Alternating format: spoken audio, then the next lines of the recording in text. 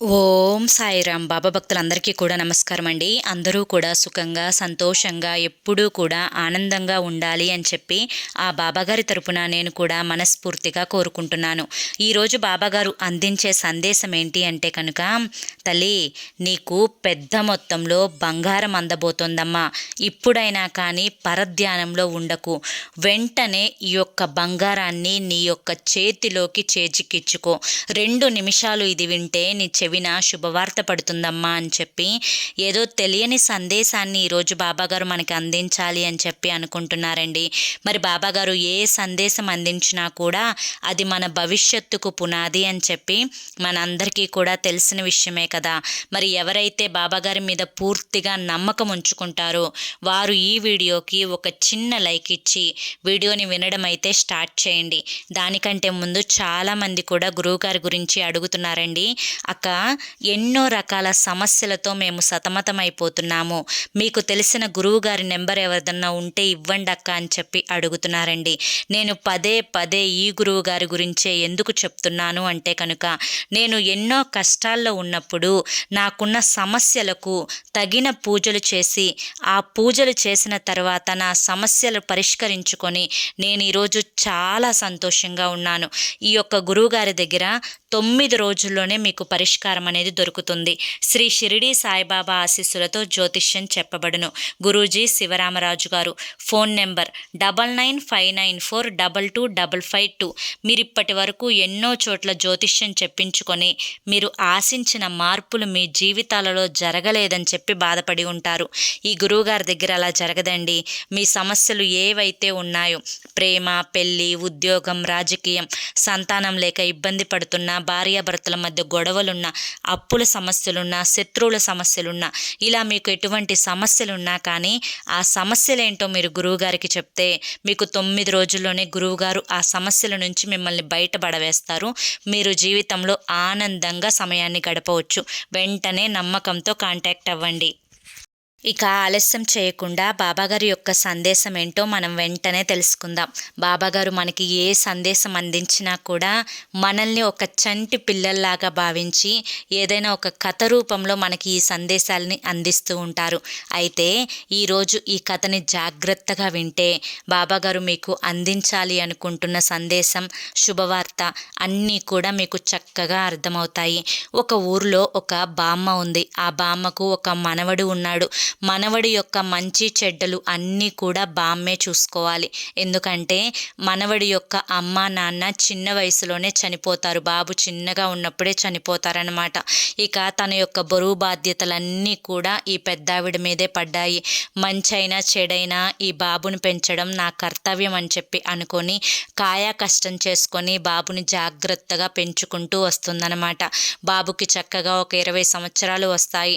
వయసు వచ్చినా కానీ మనస్సు అనేది ఆ బాబుకి అస్సలు పెరగలేదు. అంటే చాలా అమాయకుడిగా ఉంటాడనమాట. అతని యొక్క అమాయకత్వాన్ని చూసి ఊర్లో ఉన్న వారందరూ కూడా ఎగతాళి చేస్తూ ఉంటారు. బామ్మకి ఎప్పుడూ కూడా అదే దిగులుగా ఉంటుంది.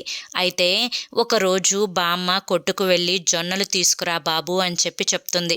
అయితే బాబుకి ఒక 10 రూపాయలు ఇచ్చి పంపిస్తుంది జొన్నలు తెమ్మని చెప్పి. కొట్టుకు వెళ్ళి బాబు 10 రూపాయలు ఇచ్చి జొన్నలు ఇవ్వండి అని చెప్పి అడుగుతాడు. వాళ్ళు జొన్నలు పొట్లం కట్టించి ఇస్తారనమాట. ఆ పొట్లాన్ని తీసుకొని వెళ్ళి బాబు బామ్మ చేతికి ఇస్తాడు. బామ్మ పొట్లం ఉప్పదీసి చూస్తే జొన్నల నిండా కూడా సగం పురుగులే ఉంటాయి. అదేంటిరా ఇలా పురుగులున్నవి తీసుకొచ్చావు అని చెప్పి అంటుంది. అమ్మమ్మ, నువ్వు నన్ను జొన్నలు తెమ్మని చెప్పావు, పురుగులున్నాయా లేవా ఇవన్నీ చూడమని చెప్పావా చెప్పు అని చెప్పి అమాయకంగా అంటాడు. చేసేదేమీ లేక జొన్నల పొట్లను తీసుకొని కొట్టు దగ్గరికి వచ్చి కొట్టు అతనితో గొడవ పెట్టుకొని ఆ జొన్నలను తిరిగి ఇచ్చేసి డబ్బులు తీసుకొని మరొక కొట్లో మంచి జొన్నలు తీసుకొని వెళ్ళి ఇంటికి వెళ్ళి అన్నం వండుతుందన్నమాట. ఇలా బాబుకి ఏదైనా చెప్పాలి అంటే ఒకటికి 10 సార్లు వివరించి ఇలా చెయ్యి అలా చెయ్యి అని చెప్తేనే చేస్తాడనమాట. లేదా మనం అందరి పిల్లల్లాగా మామూలుగా చెప్తే అతను చెప్పినంత వరకు మాత్రమే చేస్తాడు. అయితే బామ్మ యొక్క జీవనాధారం ఇస్తరాకులు కుట్టుకోవడం అనమాట. ఆ రోజు ఇస్తరాకులు కుట్టుకున్న తర్వాత బామ్మకి చాలా నీరసంగా అనిపిస్తుంది. బాబు చేత ఇస్తరాకులు అమ్మకానికి పంపిస్తే ₹1 అయినా వస్తుంది కదా అని చెప్పి ఆశపడుతుందనమాట. ఇక బాబుని పిలుస్తుంది. బాబు, ఈ యొక్క ఇస్తరాకులు కట్ట 10 పైసలు చొప్పున ఊర్లోకి తీసుకొని వెళ్ళి అమ్ముకురా. ఊర్లో ప్రజలందరూ కూడా నిన్ను అమాయకంగా యజ్ఞానంగా ఎగతాళి చేస్తూ మాట్లాడతారు. అవి ఏవి పట్టించుకోవద్దు. కట్ట 10 పైసలు, 10 పైసల కంటే తక్కువ కట్ట ఎవ్వరికీ కూడా ఇవ్వద్దయ్యా అని చెప్పి జాగ్రత్తలు చెప్పి పంపిస్తుంది. ఇక బాబు ఇస్తరాకులు అని చెప్పి అరుచుకుంటూ వెళ్తాడనమాట.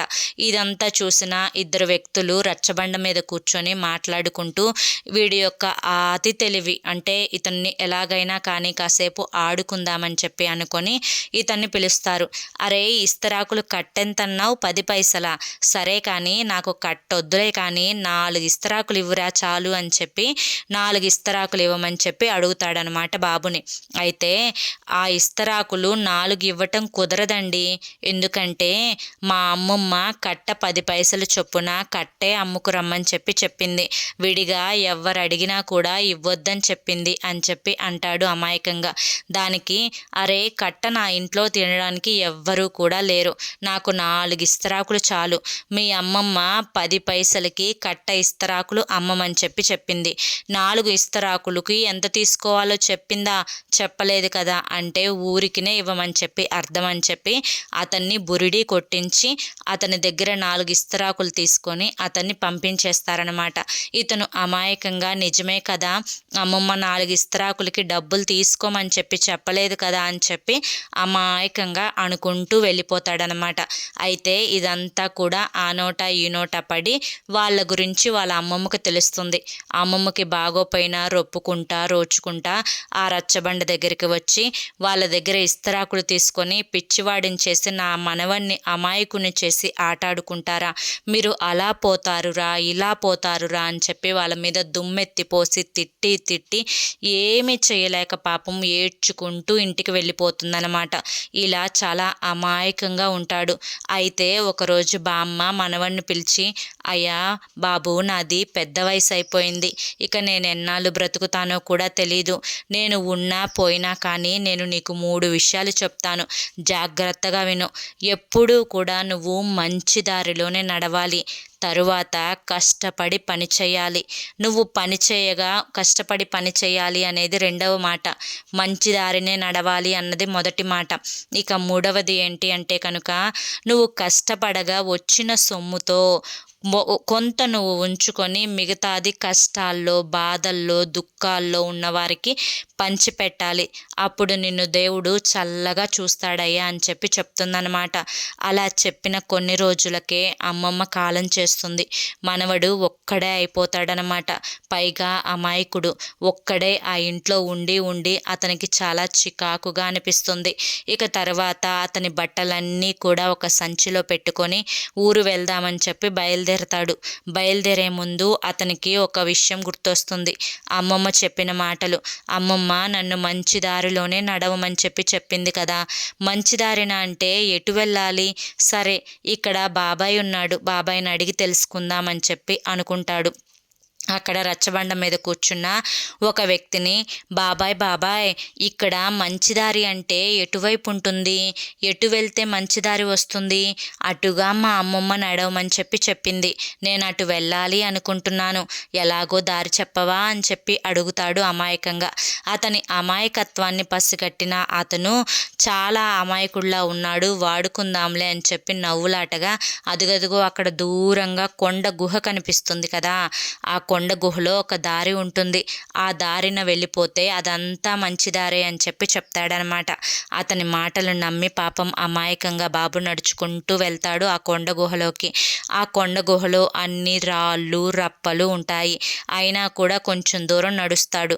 ఇలా సగం దూరం వెళ్ళిన తర్వాత ఆ దారి మూసివేసిపోయి ఉంటుంది రాళ్ళతోటి. అయితే నేను మంచి దారినైతే వచ్చాను. ఇప్పుడు అమ్మమ్మ చెప్పిన రెండవ మాట, కష్టపడి నేను పని చేయాలి అంటే ఈ రాళ్ళు రప్పల్ని నేను పగల కొట్టుకొని దారి చేసుకోవాలన్నమాట అని చెప్పి అనుకొని అక్కడున్న ఒక పొదునైన రాయిని తీసుకొని ఆ రాయితో మిగతా రాళ్ళను చాలా కష్టపడి కొడతాడనమాట. అలా 2 రోజులు గడిచిపోతాయి. 2 రోజులు గడిచిన తర్వాత అతను కొట్టంగా కొంచెం సగం దూరం గడిచిన తర్వాత ఒక పెద్ద లంకె బిందె అతనికి కనిపిస్తుందనమాట. ఆ బిందె ఏంటా అని చెప్పి దాన్ని ఓపెన్ చేసి చూస్తాడు. ఆ బిందె నిండా బంగారం ఉంటుంది. బంగారు నాణేలు, హారాలు, వజ్రాలు, వైడూర్యాలు ఇవన్నీ కూడా ఉంటాయి. ఇవన్నీ కూడా మంచిగా తను చక్కగా మూట కట్టుకొని, అమ్మమ్మ కష్టపడితే నేను సొమ్ము వస్తుంది అని చెప్పింది కదా, ఇదే నిజమైంది. ఇప్పుడు ఈ సొమ్మంతా తీసుకొని అమ్మమ్మ చెప్పిన 3వ మాటగా పేదవాళ్ళకి పంచిపెట్టాలి కదా, మరి పేదవాళ్ళు ఎక్కడుంటారు అని చెప్పి అమాయకంగా ఆ కొంచెం దూరం వెళ్ళిన తర్వాత అక్కడ గుహలో ఒక స్వామీజీ ధ్యానం చేసుకుంటూ కనిపిస్తారనమాట. ఇక ధ్యానం చేస్తూ కనిపిస్తున్న ఆ స్వామీజీ దగ్గరికి వెళ్ళి, స్వామి, నేను అమ్మమ్మ చెప్పిన 2 పనులు చేశాను, మంచి దారిలోనే నడిచాను, చాలా కష్టపడితే నాకు ఇదిగో ఈ సొమ్ము వచ్చింది అని చెప్పి ఆ లంకె బిందంతా కూడా చూపిస్తాడనమాట. ఇప్పుడు ఈ సొమ్ముని నేను కష్టాల్లో ఉన్న వారికి పంచిపెట్టాలి, వారెక్కడ ఉంటారు స్వామి, దయచేసి నాకు చెప్పండి అని చెప్పి అమాయకంగా అడుగుతాడు. అతని గురించి పూర్తిగా గ్రహించిన ఆ స్వామీజీ, అయ్యా, నువ్వు చూస్తుంటే చాలా అమాయకంగా ఉన్నావు, చాలా మంచిగా ఉన్నావు, చాలా ఓర్పువంతుడిగా ఉన్నావు, నీలాంటి వాళ్ళని భగవంతుడు ఎప్పుడు చల్లగా చూస్తాడు. సరే, ఈ లంకె బిందె నా దగ్గర ఉంచు. నీకు మంచి వాళ్ళు కావాలి అన్నావు కదా, కష్టంలో ఉన్నవాళ్ళు కావాలి అన్నావు కదా, అయితే ఇటుగా బారుకు వెళ్ళిపో, తరువాత తూర్పుకు తిరిగిన తర్వాత నీకు అక్కడ కొంతమంది కష్టాల్లో ఉన్నవాళ్ళు కనిపిస్తారు. తరువాత అటు నుంచి పడమర వైపుగా నడువు, తర్వాత అక్కడ కొంతమంది నడుస్తూ కనిపిస్తారు. పడమర నుంచి ఉత్తరం వైపుకు నడువు, అక్కడ కొంతమంది కనిపిస్తారు. ఉత్తరం నుంచి దక్షిణం వైపుకు ఇటుగా వచ్చేసాయి. అప్పుడు నేను నీకు నీ సొమ్ముని ఇస్తాను, అది తీసుకొని వెళ్ళి వారికి పంచిపెడుదు కానీ అని చెప్పి చెప్తాడు స్వామి. అవునా స్వామి, అలాగే మీరు చెప్పినట్లుగా చేస్తాను, అప్పటి వరకు నా సొమ్మును మీ దగ్గర జాగ్రత్తగా ఉంచండి అని చెప్పి మొదట తూర్పు వైపుకు బయలుదేరతాడనమాట. అలా బయలుదేరుతూ కొంచెం దూరం నడిచిన తర్వాత ఒక పొలంలో చాలా లోతుకి బురదలో ఒక రైతు కాలు ఇరుక్కుపోయి కనిపిస్తుంది. అతను కాలు తీసుకోవడానికి చాలా కష్టపడతాడు. ఎంత కష్టపడినా కానీ బురదలో ఇరుక్కుపోయిన కాలు మాత్రం బయటికి రాదు. ఇదంతా కూడా చూస్తున్న ఈ మనవడు దగ్గరకు వెళ్ళి అతనికి సాయం చేసి అతని బురదలో నుంచి కాలు బయటకు తీసి అతనికి సహాయం చేస్తాడు. అప్పుడు ఆ రైతు మనవడికి ధన్యవాదాలు చెప్పుకుంటాడనమాట. ఇక్కడ తూర్పు వెళ్ళిన దగ్గర ఇలా కనిపిస్తుంది. ఇక పడమర వైపుకు నడుస్తారు. పడమర వైపు ఒక ఆవిడ బంగారపు హారం వేసుకొని నడుచుకుంటూ వెళ్తుందనమాట. ఆ ఊరిలో వాళ్ళందరూ కూడా ఆవిడ హారాన్ని చూసి, అబ్బో, చాలా రేటు ఉంటుంది ఈ హారం, ఎంత బంగారం పట్టిందో, ఎంత బాగుందో, ఎంత అదృష్టం చేసుకుంటే ఈ హారం ఆవిడ మెల్లోకి వెళ్ళిందో అని చెప్పి చూసుకుంటూ ఉంటారనమాట. ఆవిడ కొంచెం దూరం వెళ్ళిన తర్వాత ఆ హారం అనేది కింద ఎక్కడో పడిపోతుంది. ఆవిడ చూసుకోకుండా నడుచుకుంటూ వెళ్ళిపోతుందనమాట. కొంచెం దూరం వెళ్ళిన తర్వాత హారాన్ని చూసుకుంటే మెడలో హారం ఉండదు. అయ్యో, నా హారం పోయింది అని చెప్పి వెతుకులాట మొదలు పెడుతుందనమాట. అంతలోనే అటుగా వచ్చిన మనవడికి హారం దొరుకుతుంది. అయ్యో, ఈ హారం ఎవరిది, ఇక్కడ పడవేసుకున్నారు, పాపం చాలా ఖరీదైన దానిలాగా ఉంది, ఎంత బాధపడుతున్నారో వాళ్ళు దీనికోసం. వెంటనే వారు కనిపిస్తే ఇది ఇచ్చేసేయాలి అని చెప్పి అటు ఇటు చూస్తూ ఉన్నారనమాట. ఈవిడ ఈలోపు చాలా టెన్షన్గా బాధగా ఎతుక్కుంటూ ఉంటుందన్నమాట. ఇక తర్వాత మనసులో అనుకుంటుంది, అంత ఖరీదైన హారం, అంత అందమైన హారం. ఒకవేళ దొరికితే మాత్రం వారు ఇస్తారా చెప్పు? ఇది కలికాలం. ఈ కలికాలంలో అంత మంచి వాళ్ళు ఎవరున్నారు చెప్పు అనుకుంటూ ఉన్న సమయంలో కంగారుగా ఉన్న ఈవిడిని చూసి మనవడు దగ్గరికి వచ్చి, అమ్మా, మీరు దేనికోసం వెతుకుతున్నారు? ఈ హారం కోసం ఏమైనా వెతుకుతున్నారా? ఇది నాకు కనిపించిందమ్మా, ఇది మీదేనా అని చెప్పి అడుగుతాడనమాట. అవును బాబు, ఇది నాదే. నీకెక్కడ దొరికింది అని చెప్పి అడుగుతుంది ఆవిడ. నాకు అక్కడ చెట్టు కింద దొరికిందమ్మా అని చెప్పి ఇస్తాడనమాట. అయితే బాబు, నేను చాలా అదృష్టవంతురాల్ని. ఎంతో కష్టపడి ఈ హారాన్ని చేపించుకున్నాను. పోయిందేమోనని చెప్పి బాధపడుతూ ఉన్నాను. ఒకవేళ దొరికినా ఈ కలికాలంలో ఎవ్వరూ తిరిగివ్వరు అని చెప్పి అనుకున్నాను. కానీ ఇప్పటి రోజుల్లో కూడా నీలాంటి మంచివారు ఉన్నారు అని చెప్పి తెలిసి చాలా సంతోషపడుతున్నాను అని చెప్పి ఆ అబ్బాయిని ఒక్కసారి ఇంటికి రమ్మని చెప్పి భోజనం చేయమని చెప్పి బ్రతిమలాడుతుందనమాట. అయినా కూడా సరేనమ్మా, నేను ఉంటాను అని చెప్పి ఆ అబ్బాయి వెళ్ళిపోతాడు. అలా వెళ్తూ ఉండంగా ఉత్తరం వైపుకు నడుస్తాడు. ఉత్తరం వైపుకు నడిచినప్పుడు అక్కడ ఒక చంటి పిల్లవాడు ఏడ్చుకుంటూ కనిపిస్తాడనమాట. ఆ బాబు ఆ చంటి పిల్లవాడి దగ్గరికి వెళ్ళి, ఎందుకు బాబు ఏడుస్తున్నావు అని చెప్పి అడుగుతాడు. అన్నా, నాకు కాలిలో ముళ్ళు గుచ్చుకుంది, చాలా నొప్పిగా ఉందన్నా, ముళ్ళు తీస్తావా అని చెప్పి అడుగుతాడు. అప్పుడు అతను సరేనని చెప్పి కూర్చొని జాగ్రత్తగా అతని కాలుని పట్టుకొని ముళ్ళుని తీస్తాడనమాట. ఆ ముళ్ళుని తీసిన తర్వాత ఆ బాబు చాలా సంతోషపడతాడు. చాలా సంతోషంగా ఉంది, నా బాధని మీరు తొలగించారు అని చెప్పి చెప్తాడనమాట. ఆ బాబు అతనితోటి తనకు కూడా చాలా సంతోషంగా అనిపిస్తుంది. ఇక ఉత్తరం వైపు ఈ సంఘటన జరిగిన తర్వాత తిరిగి దక్షిణం వైపుకి, స్వామి ఉన్న వైపుకి వెళ్తాడనమాట. వెళ్ళిన తర్వాత స్వామి అడుగుతారు, అయ్యా, నేను చెప్పినట్లుగా తిరిగి వచ్చావా అని చెప్పి. తిరిగి వచ్చాను స్వామి అని చెప్పి చెప్తాడు. నీకు దారిలో కష్టంలో ఉన్నవారు ఎవరన్నా కనిపించారా అని చెప్పి అడుగుతారు స్వామి. కనిపించారు స్వామి అని చెప్తాడు ఈ బాబు. అయితే వారి కష్టాన్ని తీర్చే ప్రయత్నం చేశావా అని చెప్పి అడుగుతారు స్వామి. తీర్చాను స్వామి అని చెప్పి చెప్తాడు ఇతను.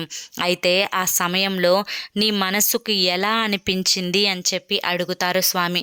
నాకు చాలా సంతోషంగా అనిపించింది స్వామి అని చెప్పి చెప్తాడు అతను. అది బాబు అసలైన సంతోషం. కష్టంలో ఉన్నవారిని, బాధల్లో ఉన్నవారిని ఆ కష్టం నుంచి బయటపడవేసి సంతోషం వైపు నడిపించే పని చేశావు చూడు నువ్వు. ఆ సమయంలో నీకు ఎంత సంతోషం కలిగింది చెప్పు. అదే అసలైన ఆస్తి, అదే అసలైన బంగారం, అదే అసలైన ధనం. మనిషికి కావలసిన సంతోషం అక్కడే దొరుకుతుంది నాయన అని చెప్పి చెప్తారనమాట. ఇక ఈ బంగారంతో కూడా అంత పని ఉండదు నాయన. కష్టంలో ఉన్నవారిని బయట పడవేస్తే మనసు పడే సంతోషం ఎన్ని కోట్లు ఖర్చు పెట్టినా రాదు నాయన అని చెప్పి ఆ స్వామి చెప్తాడు. నిజమే స్వామి అని చెప్పి, నేను కష్టంలో ఉన్న వారి యొక్క కష్టాన్ని తీరుస్తున్నప్పుడు నా మనసు పడిన సంతోషం అంతా ఇంత కాదు స్వామి. నా జన్మంతా కూడా కష్టంలో ఉన్నవారిని బయట పడవేస్తూ ఆనందంగా గడపాలని ఉంది స్వామి అని చెప్పి చెప్తాడు. అవును నాయన, నీలాంటి వారి దగ్గరే ఇటువంటి ధనం ఉండాలి.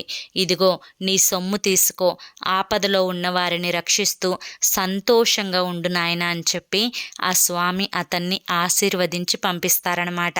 అయితే ఇక్కడితో కథ ముగుస్తుంది.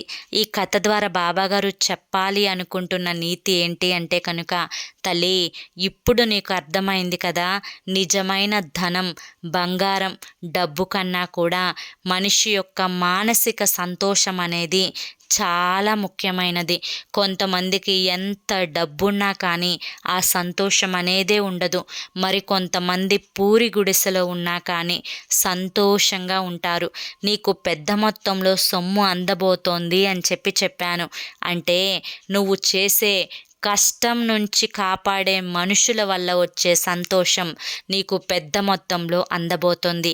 అప్పుడు నువ్వే నిజమైన ధనం అంటే ఏంటో తెలుసుకుంటావు నాయన అని చెప్పి ఈ కథ ద్వారా బాబాగారు మనకి చాలా చక్కటి సందేశాన్ని అందించారు. అంతేకాదు బాబు, కొన్ని సమస్యలు నీ అందు కూడా ఉన్నాయి. ఆ సమస్యలను కూడా నేను తీర్చి నీ మనసు ప్రశాంతంగా ఉండేలా చూస్తాను, నువ్వు ఆనందించేలా చూస్తాను అని కూడా మనకి వాగ్దానాన్ని ఇస్తున్నారు. ఈ సందేశం మీ అందరికీ అర్థమైంది, నచ్చింది అనుకుంటున్నాను. నచ్చింది అనిపిస్తే చూసి వెళ్ళే వాళ్ళు తప్పకుండా ఒక చిన్న లైక్ ఇవ్వండి. కింద కామెంట్ సెక్షన్లో ఓం సాయిరామ్ అని చెప్పి టైప్ చేయండి. మొదటిసారి సాయి పిలుపు ఛానల్లోకి వచ్చినట్లయితే కింద బ్లాక్ కలర్లో సబ్స్క్రైబ్ అనే బటన్ ఉంటుంది. దాన్ని ప్రెస్ చేసి పక్కనే ఆల్ సింబల్ ఉన్న బెల్ని యాక్టివ్ చేసుకుంటే ప్రతిరోజు బాబాగారి సందేశాలు అనేవి మీకు నోటిఫికేషన్ రూపంలో వస్తాయి. మరి రేపు మరొక మంచి సందేశంతో తప్పకుండా కలుసుకుందాం. అంతవరకు కూడా బాబా ఆశీస్సులు మీపై ఉండాలి అని చెప్పి మనస్ఫూర్తిగా కోరుకుంటూ సర్వే జన సుఖినో భవంతు. ఓం సాయిరామ్.